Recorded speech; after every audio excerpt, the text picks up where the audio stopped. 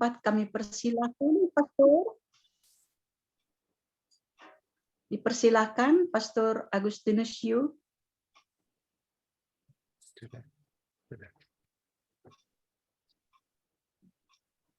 Bapak-bapak, ibu-ibu, dan saudara-saudara sekalian, sebelum saya coba menguraikan tentang tema Lazarus yang miskin, terlebih dahulu saya akan membacakan dulu agar semua tahu kira-kira apa yang mau dibahas. Dikutip dari Injil Lukas bab 16 ayat 19 sampai 31. Ada seorang kaya yang selalu berpakaian jubah ungu dan kain halus. Dan setiap hari ia bersukaria dalam kemewahan. Dan ada seorang pengemis bernama Lazarus. Badannya penuh dengan borok, berbaring dekat rumah orang kaya itu. Dan ingin menghilangkan laparnya dengan apa yang jatuh dari meja orang kaya itu.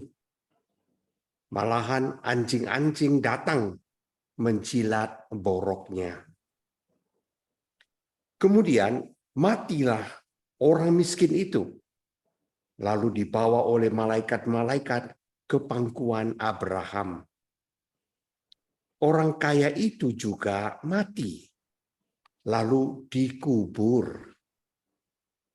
Dan sementara ia menderita sengsara di alam maut, ia memandang ke atas. Dan dari jauh dilihatnya Abraham dan Lazarus duduk di pangkuannya. Lalu ia berseru, katanya, "Bapa Abraham, kasihanilah aku. Suruhlah Lazarus supaya ia mencelupkan ujung jarinya ke dalam air dan menyejukkan lidahku. Sebab aku sangat kesakitan di dalam nyala api ini." Tetapi Abraham berkata, "Anak, ingatlah bahwa engkau telah menerima segala yang baik sewaktu hidupmu, sedangkan Lazarus segala yang buruk. Sekarang ia mendapat hiburan dan engkau sangat menderita. Selain dari itu, di antara kami dan engkau terbentang jurang yang tak terseberangi, supaya mereka yang mau pergi dari sini kepadamu, ataupun mereka yang mau datang dari situ kepada kami, tidak dapat menyeberang." Kata orang itu, "Kalau demikian, aku minta kepadamu Bapa, supaya engkau menyuruh dia ke rumah ayahku. Sebab masih ada 5 orang saudaraku, supaya ia memperingati mereka dengan sungguh-sungguh, agar mereka jangan masuk kelak ke dalam tempat penderitaan ini."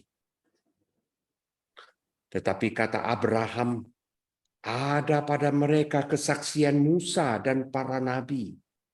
Baiklah mereka mendengarkan kesaksian itu." Jawab orang itu, "Tidak, Bapak Abraham.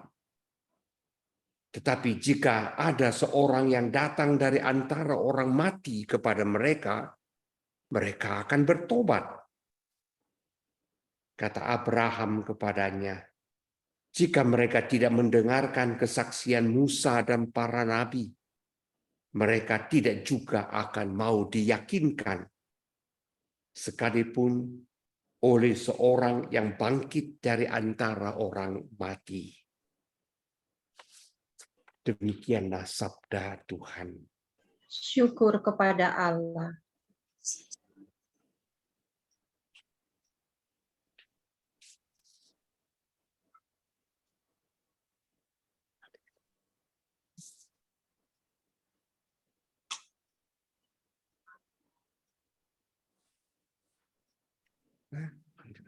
Apa? Lanjut. Oke. Saudara-saudari yang terkasih, dalam bacaan tadi diberitahukan kepada kita ada dua tokoh. Dan seorang tokoh itu orang kaya. Dikatakan kaya karena tiap-tiap hari dia itu bersukaria dalam pesta. Pakaiannya ungu, tren pada waktu itu. Dan kemudian juga pakaiannya halus. Itulah kita lihat orang kaya yang ada. Dan ada tokoh yang lain, seorang miskin, namanya Lazarus. Orang kaya itu memang sungguh-sungguh kaya. Yaitu tiap-tiap hari berpesta. Sedangkan kita kalau mau berpesta besar, kita berpikir-pikir beberapa kali. Berapa duitnya yang perlu, hall-nya mana yang kita harus sewa, siapa-siapa yang harus kita undang, macam-macam kita pikirkan. Tetapi orang kaya di sini dikatakan tiap-tiap hari dia berpesta. Pakaiannya halus dan warnanya ungu. Seperti saya katakan, tren pada waktu itu. Nah, kita melihat apa yang terjadi.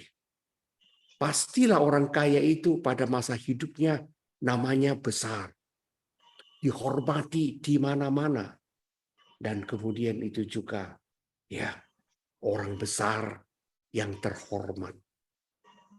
Tetapi saudara-saudara, sayang sekali. Biar dia itu orang kaya. Tetapi kitab suci tidak menyebut siapa namanya.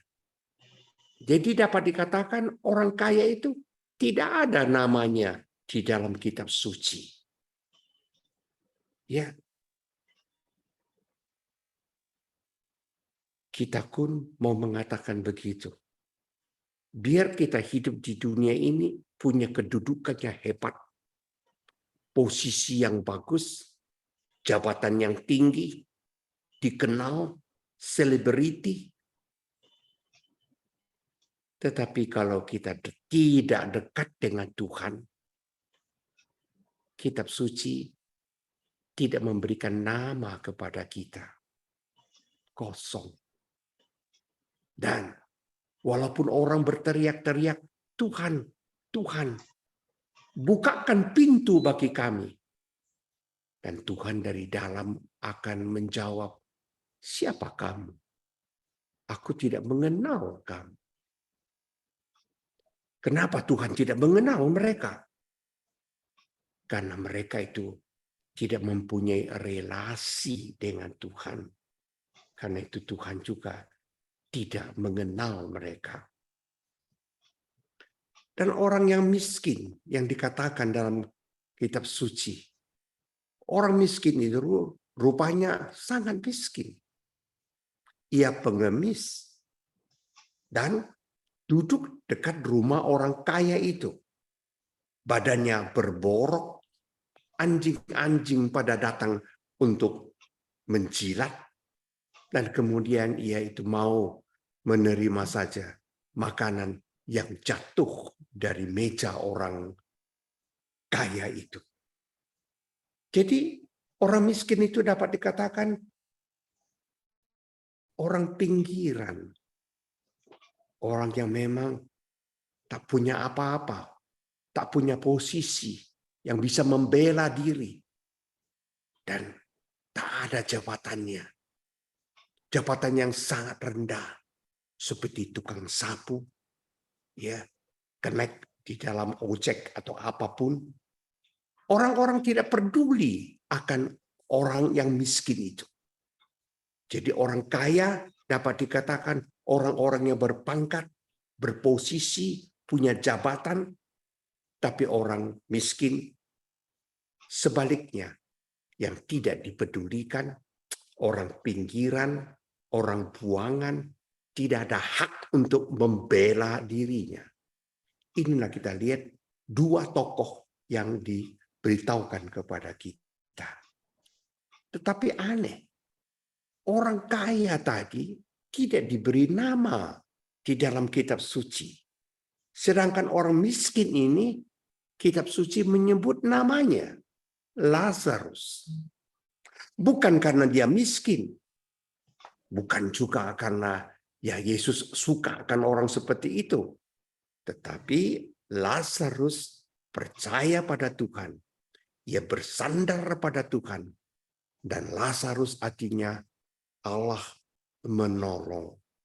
Allah berkenan. Itulah artinya Lazarus.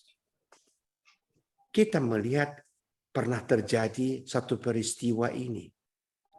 Ada seorang tuan mempunyai banyak hamba.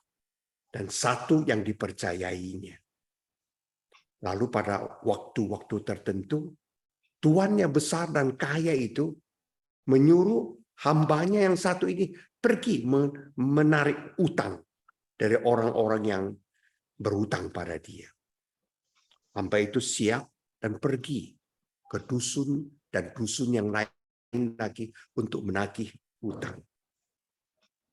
Sesudah pulang, mana? Dia tidak menyerahkan apa yang ditagihnya dari orang-orang. Ludes semua uangnya. Tentu hal itu membuat Tuhan itu marah kepada dia. Dan mengurungkan dia seperti dipenjarakan. Dan pada satu ketika ada paceklik. Hebat bencana. Terpaksa orang kaya itu bersama dengan semua pegawainya pindah dan mengungsi. Dan heran. Tuhan itu membawa pegawai yang satu ini yang dipenjarakan tadi. Mereka pergi dari kampung yang satu ke kampung yang lain. Tuhan itu sangat heran bahwa di kampung-kampung di mana mereka itu datang, semua penduduk kenal dia. Semua penduduk menjamu mereka. Mereka boleh tidur di situ, boleh makan di situ, dan bila mereka harus berpindah lagi, bekal-bekal diberikan kepada mereka. Tuhan itu menjadi heran. Kok kau terkenal di sini? Ada apa yang terjadi? Dan hamba itu berkata, Tuhan masih ingat kan? Dulu pernah Tuhan itu mengutus saya untuk menagih utang demi utang. Aku memang pergi. Aku memang menagih utang mereka. Tetapi begitu mereka mau membayarnya, ada yang tidak sanggup, ada yang pas-pasan sekali, mereka minta belas kasih. Dan saya yang melihat itu berinisiatif. Aku mengatakan, tak usah bayar sekarang. Dan ini pinjaman yang baru. Teruskan usahamu supaya engkau sampai berhasil. Dan itulah saya buat kampung demi kampung. Sekarang waktu kita itu berkesusahan, datang mengungsi, mereka itu semua datang. Mereka ingin membalas apa yang baik itu yang dulu saya buat atas nama Tuhan. Lebih jauh, hamba itu berkata kepada tuannya, Tuhan memang orang kaya, tapi Tuhan tidak mempunyai cinta kasih dalam hati. Inilah yang terjadi. Sekarang kita lanjutkan sebentar dengan kitab suci tadi. Dikatakan begitu, orang miskin itu mati. Tetapi dikatakan orang miskin itu mati bukan titik. Tetapi koma saja. Titik akhirnya habis, finish. Tetapi kalau koma itu berarti ada lanjutannya.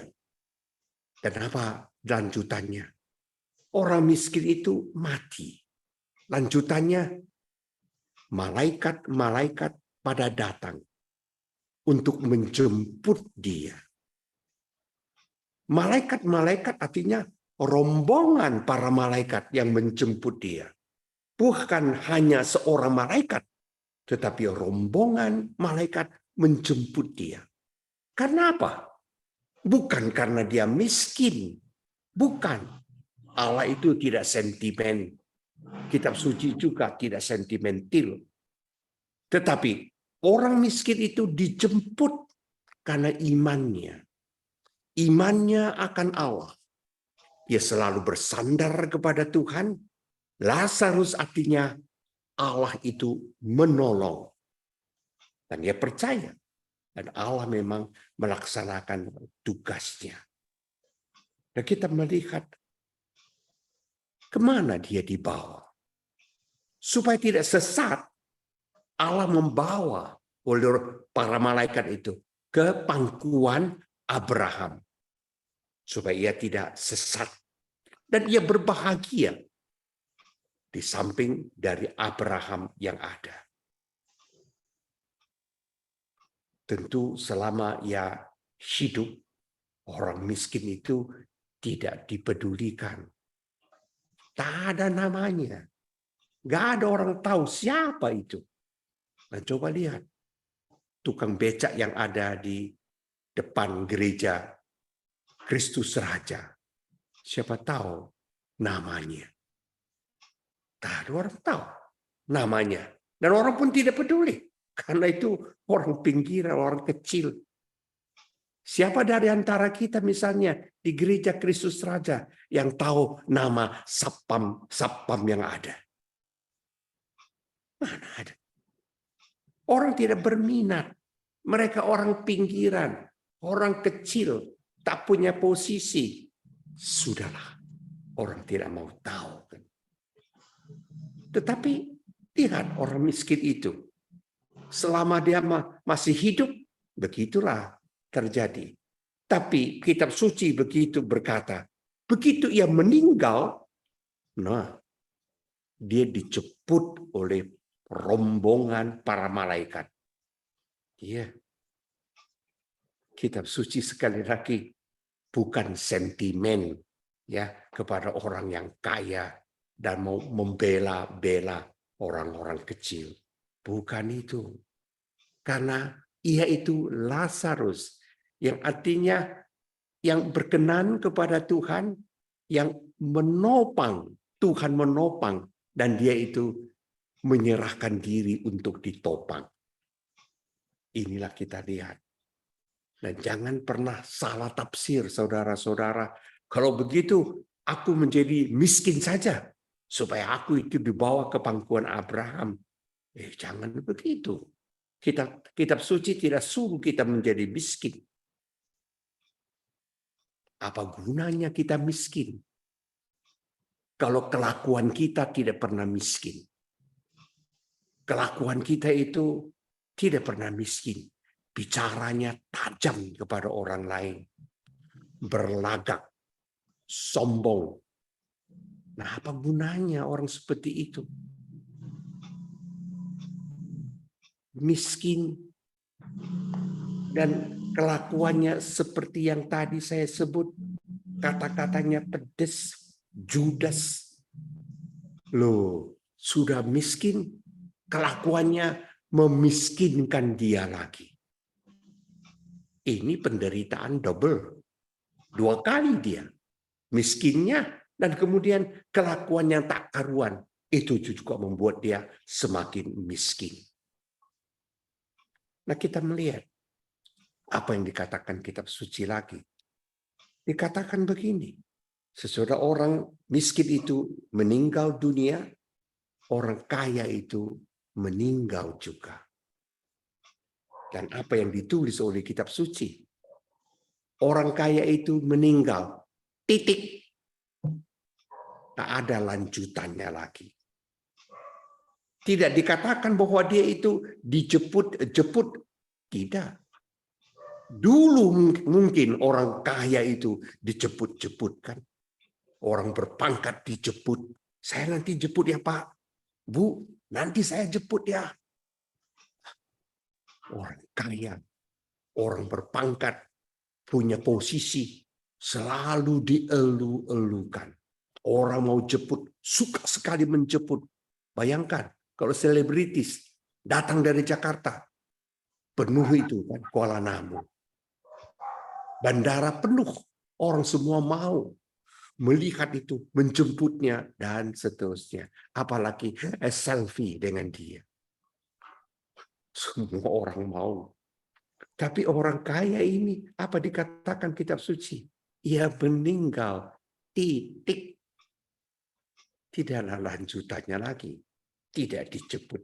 Tidak dijemput. Iya. Kenapa dia tidak dijemput? Kita semua sudah tahu. Karena ia jauh dari Tuhan. Dia tidak mengenal Tuhan. Mungkin ia berseru, Tuhan, Tuhan, akulah yang dulu melayani. Akulah yang memberikan baksos itu, sumbangan ini dan itu. Tuhan berkata, siapa kamu? Aku tidak mengenal kamu. Bukan hanya kaya, buat sesuatu. Tapi kalau tidak ada hubungan yang dengan iman kita kepada Tuhan, nol berarti. Tak ada harganya sedikit pun. Mungkin orang kaya itu selama hidup di dunia ini terlalu mengandalkan dirinya sendiri.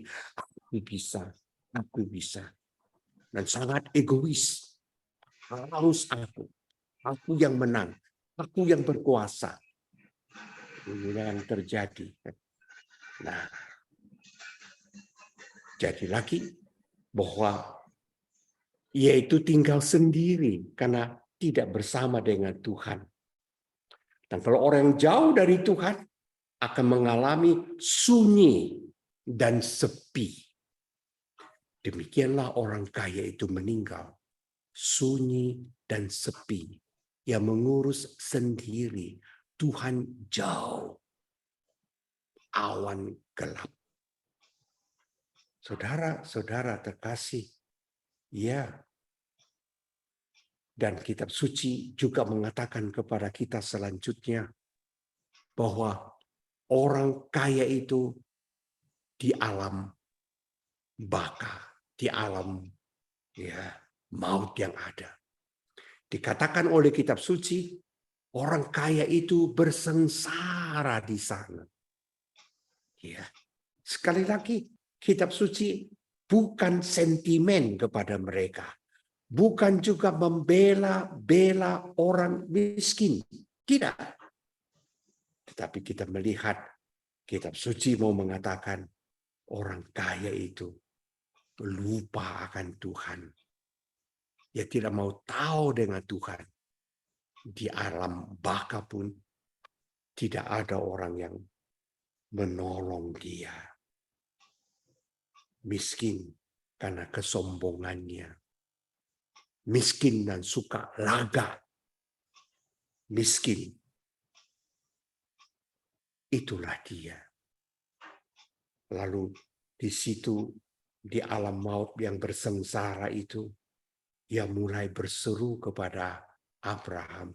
Abraham, Bapa Abraham, kasihanilah aku. Kita mau mengatakan, sudah masuk neraka baru minta dikasihani. Terlambat. Dulu waktu dia masih hidup dan masih berjaya, masih punya posisi, punya duit, apa yang terjadi? Mana dia mau itu? Minta kasihani orang. Tidak mau. Dia cuma berkata, tidak mengenal saya.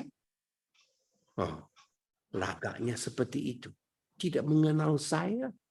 Seolah-olahnya dia itu segala-galanya. Dan kalau ada sesuatu yang terjadi, yang harus dibayar, dihukum.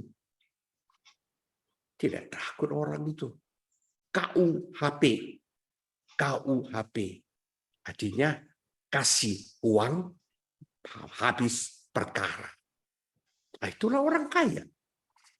Selalu mengandalkan dirinya. Dan kita lihat lagi saudara-saudara, sesudah di alam maut itu, baru minta kasihan. Dia berseru kepada Bapak Abraham, Abraham, Abraham, suruhlah Lazarus. No, main suruh-suruh. Itulah kita lihat, tapi ya, sifat dari orang-orang kaya yang berpangkat, yang mempunyai kedudukan, suruh ini, suruh itu, dan dia sendiri tidak buat. Sama seperti orang kaya ini di alam maut itu. Suruhlah Lazarus. Nah, masih bernostalgia. Suruhlah si Lazarus. Apa yang disuruhnya? Aneh pula. Katanya Abraham, suruhlah Lazarus itu mencelupkan jarinya ke dalam air dan sejukkanlah lidahku. Amat kesakitan dan haus. Tolong Lazarus mencelupkan tangan di dalam air dan menyunjukkan lidahku. Kalau kita berpikir, mana mau dia? Kita tahu tangan Lazarus itu berborok, ya kan? Ada nananya juga. Maukah dia itu dicelupkan dan segarkan? Mana mau dia? Seandainya waktu dia masih hidup, Lazarus berkata, Tuhan, aku baru mendapat roti kelapa. Ayo, makanlah. Menerima saja dari tangan Lazarus yang berborok. Mana mau dia? Mustahil. Tidak mau. Tetapi kita berkata, kok sekarang mau? Kenapa sekarang dia minta supaya Lazarus mencelupkan jarinya dan menyegarkan lidahnya? Kita bisa tafsirkan begini, saudara-saudari. Sesudah kita meninggal dalam Kristus, sesudah kita meninggal dalam Tuhan, segalanya diubah. Borok tidak ada lagi. Sakit jantung tidak ada lagi. Cuci darah tidak perlu lagi. Diabetes tidak perlu ada obat-obat. Keseleo tidak ada lagi. Semua penyakit itu tidak ada lagi. Pada orang yang meninggal di dalam Kristus. Kristus akan membaharui. Menjadi manusia yang baru. Tubuh yang baru. Lazarus. Aku bergantung pada Tuhan. Tuhan penolongku. Itulah kita lihat Lazarus. Saudara-saudara terkasih, pada akhir dari bacaan itu juga dikatakan Lazarus akhirnya minta kepada Abraham. Kalau begitu saya minta, suruhlah Lazarus itu ke rumah saya. Di situ masih ada 5 saudaraku. Hidupnya hampir sama dengan saya. Bila dia berpidato, berkhotbah kepada saudara-saudaraku itu. Agar mereka jangan masuk ke tempat yang ini juga. Apakah itu juga ada tembakannya kepada kita semua? Selain kita yang kurang beres, masih ada 5 saudara kita juga yang tidak beres. Mungkin. Dan Abraham berkata, tidak usah. Pada mereka yang di bumi ini ada kitab suci. Ada perkumpulan yang bagus, karismatik, bisa menumbuhkan iman mereka. Orang-orang Legio Maria, orang kerahiman ilahi. Mereka seringkali bergumul dan bergumul untuk jadi lebih dekat. Punya relasi yang lebih dekat dengan Tuhan. Mereka yang di dunia itu ada. Dan seandainya mereka itu tidak mau mendengarkan mereka. Tidak mau mendengarkan nasihat pastor. Khotbahnya di dalam misa. Ya. Tidak Mungkin juga orang mati pun datang kepada mereka, mereka tidak akan percaya. Jadi saudara-saudara terkasih, jangan terlambat bertobat. Jadikan dirimu Lazarus, orang yang berkenan kepada Tuhan, yang menganggap Tuhan itulah penolongku. Amin.